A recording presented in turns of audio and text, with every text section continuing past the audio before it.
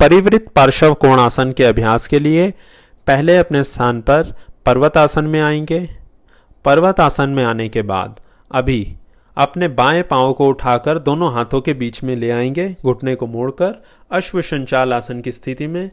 और अभी अपने दोनों हाथों को जमीन से ऊपर उठाते हुए पैरों के ऊपर संतुलन बनाते हुए अपने दाएं हाथ को बाएं जंघा के आगे से लेकर जाते हुए बाएं पांव के आगे रख देंगे।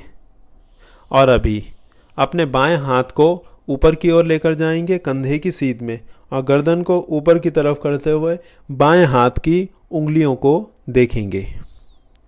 पीछे वाला घुटना सीधा रखेंगे। लगभग 20-25 सेकंड से लेकर 1 मिनट तक शरीर को रोककर रखेंगे। अभी सांसों की गति पूरे अभ्यास के दौरान सामान्य रूप से चलती रहेगी। अभी धीरे धीरे वापस आएंगे। दाएं हाथ को ज़मीन से ऊपर उठाते हुए बाएं हाथ को नीचे लेकर आते हुए वापस आएंगे। अश्वसंचाल आसन में आने के बाद अब पर्वतासन में जाएंगे। पर्वतासन में आने के बाद अभी अपने दाएं पांव को आगे ले आएंगे अश्वसंचाल आसन की स्थिति में। यहाँ पर आने के बाद शरीर का वजन दोनों पांव के ऊपर डालेंगे और दोनों हाथों को ज़मीन से ऊपर उठाते हुए बाएं हाथ को दाईं जंघा के आगे से घुमाते हुए बाएं पांव की उंगलियों के बगल में रख देंगे और दायां हाथ ऊपर की ओर लेकर जाएंगे। गर्दन को ऊपर की तरफ उठाएंगे जिससे आप अपने दाएं हाथ को देख सकें। कोहनी को बिल्कुल सीधा रखते हुए कंधे को ऊपर की तरफ खींचेंगे। जितनी देर तक इस अभ्यास को बाईं ओर से किया था उतनी ही देर दाईं ओर से करेंगे। और फिर उसके बाद में धीरे धीरे दोनों हाथों को वापस लेकर आते हुए अश्वसंचाल आसन की स्थिति में आकर पर्वतासन में आएंगे और उसके बाद में धीरे धीरे वज्रासन में आएंगे और वापस आ जाएंगे।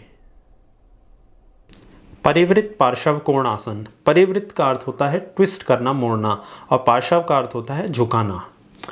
यह आसन कठिन आसनों के समूह में आता है।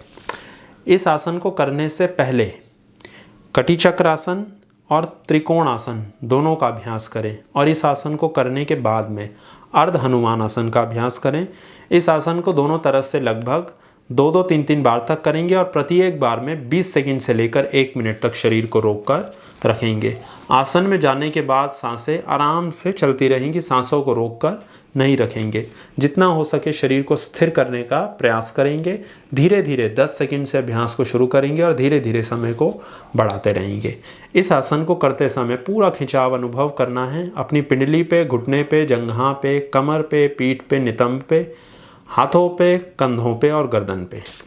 इस आसन को करने से शरीर की अधिकांश मांसपेशियों के ऊपर खिंचाव उत्पन्न होता है जिससे पूरा शरीर लचीला बनता है, रक्त का संचालन अच्छे से होता है, मांसपेशियां सुंदर, बलवान, ऊर्जावान बनती हैं।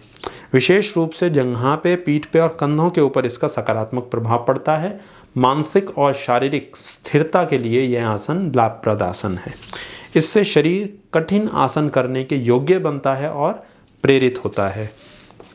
सावधानियों के रूप में कुछ विशेष सावधानियां नहीं हैं। जो भी लोग इस आसन को करने में समर्थ हों वो लोग इसका अभ्यास करें।